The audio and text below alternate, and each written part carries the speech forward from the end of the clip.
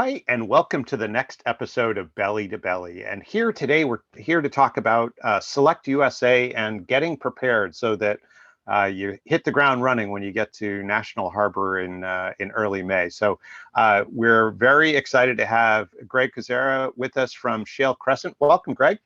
Oh, good to see you, Bill, again. Yeah, it's wonderful to see you. And yeah, we're excited for this year. And, our audience are companies that probably, for the most part, haven't been to Select USA before, probably haven't been to the US before. And they likely don't know what Shale Crescent does and how you help international companies coming into the US really get set and take advantage of the opportunity. But do you want to describe a little bit about Sure, sure, what be you all happy do?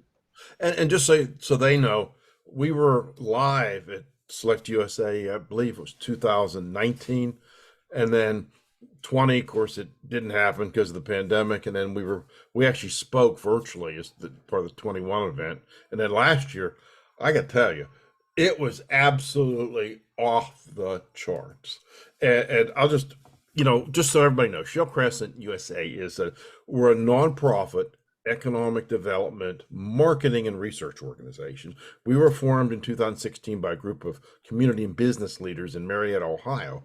They looked at the region and said, no one knows about us. I mean, there's, West Virginia, Ohio, Pennsylvania, all the states are working, but nobody really, even the states didn't grasp that we had.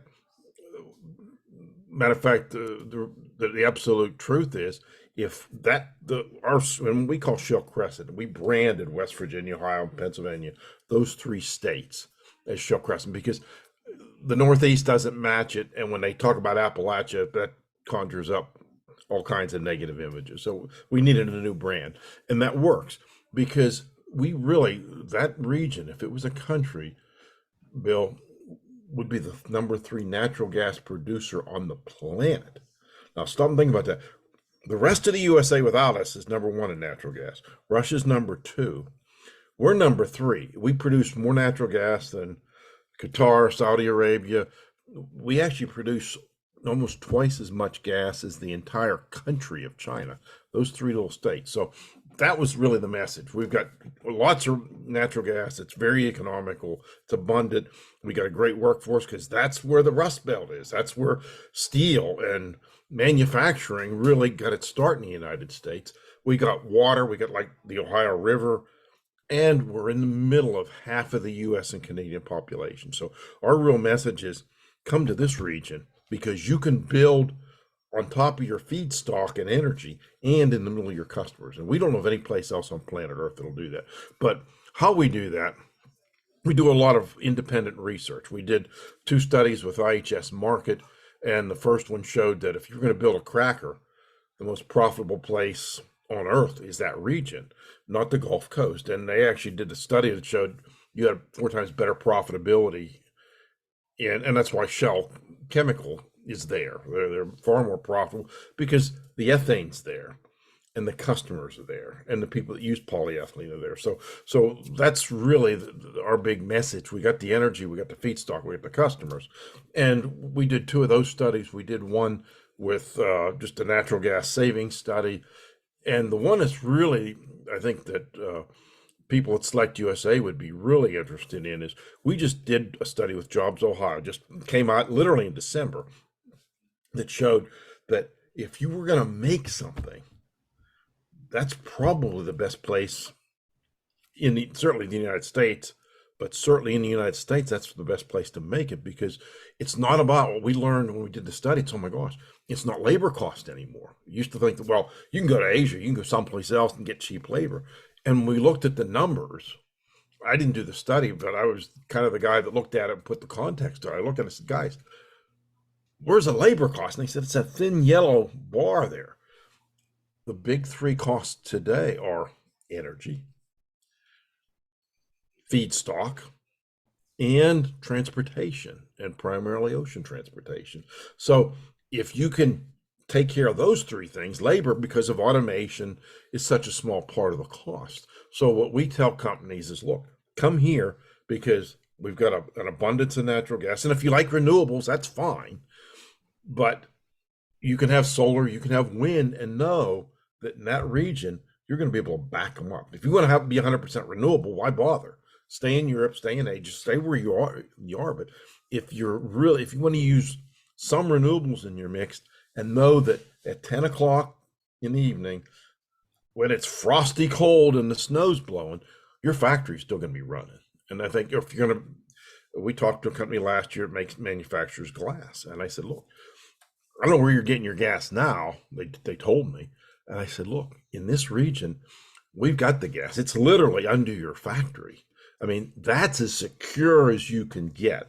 And that's really where Shale is. I mean, their natural gas is literally right there under the plant. So's their ethane.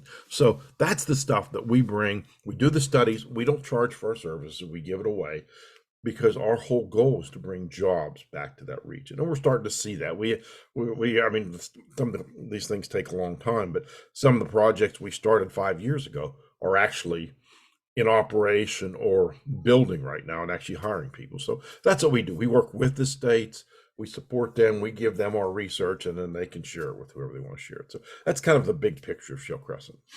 Fantastic. I have to say, your energy is infectious.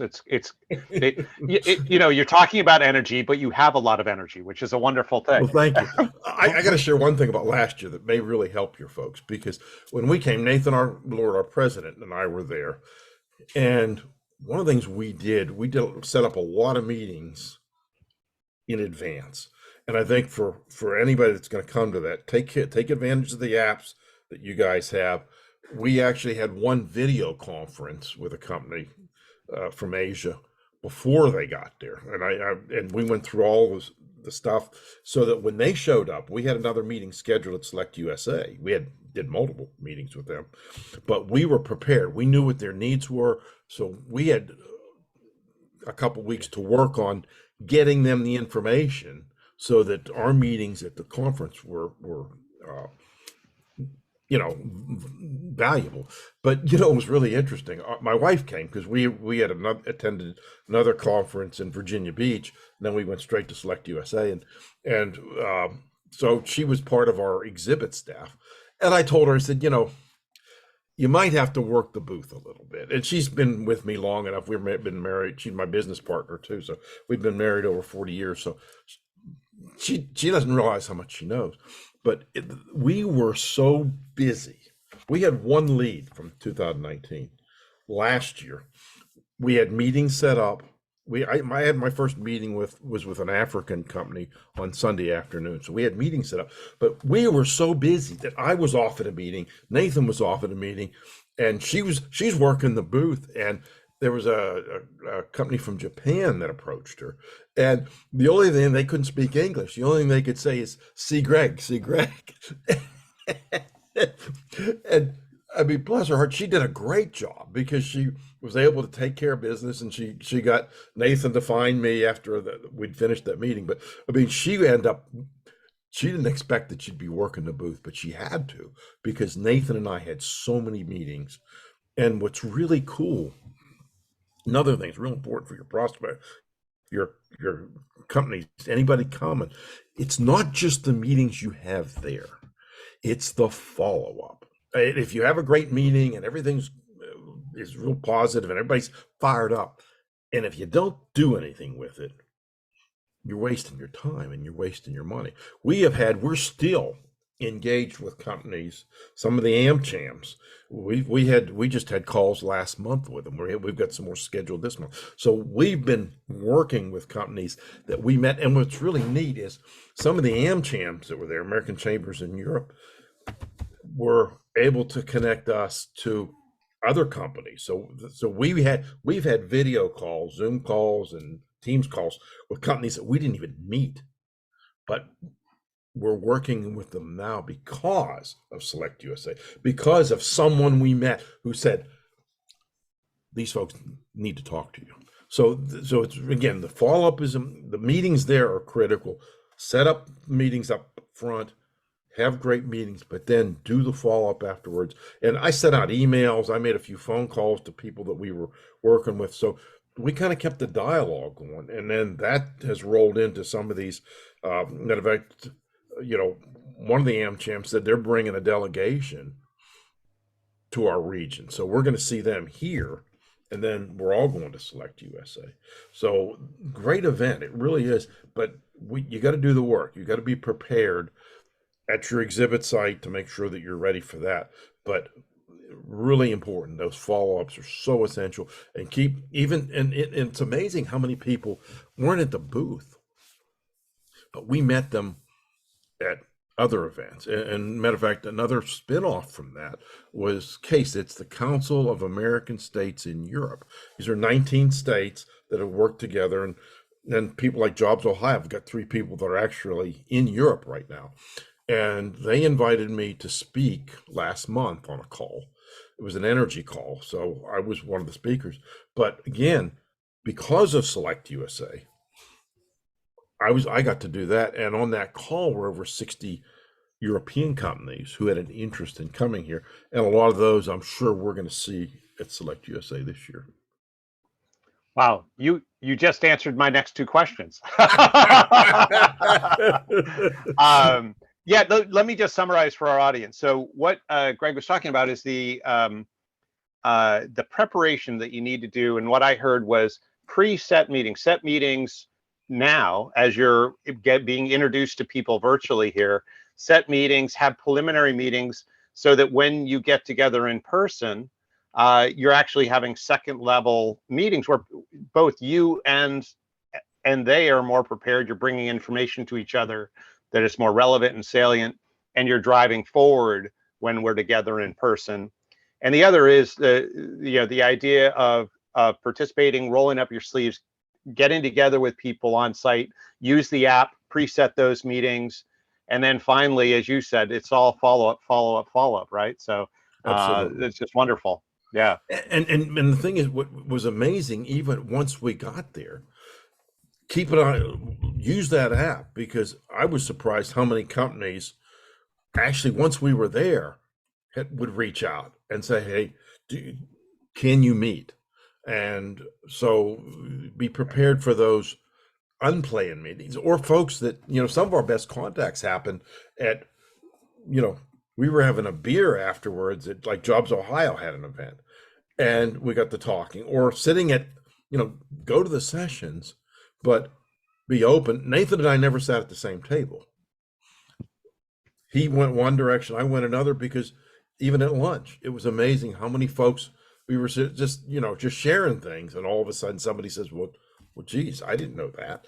And so we were making contacts at lunch, we're making contacts in advance of those general sessions, and in the hallway, be open and be ready. And the other thing I think it's real important is have a good, I hate to call it an elevator pitch, but a lot of times you're meeting someone and you don't have very long.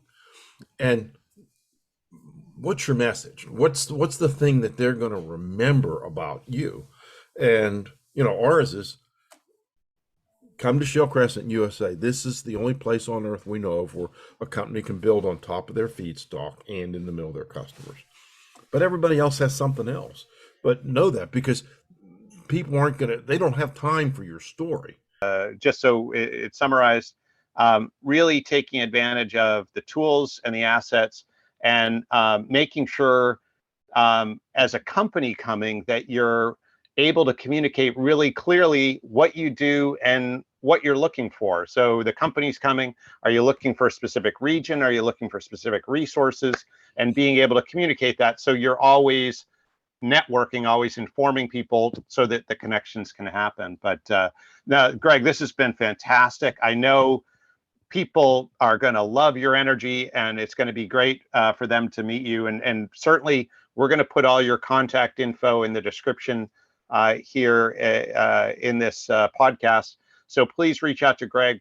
Bill, thank you. Thanks for all you're doing, and I'm looking forward to seeing you in person there. And for those that haven't been there, it's a great venue.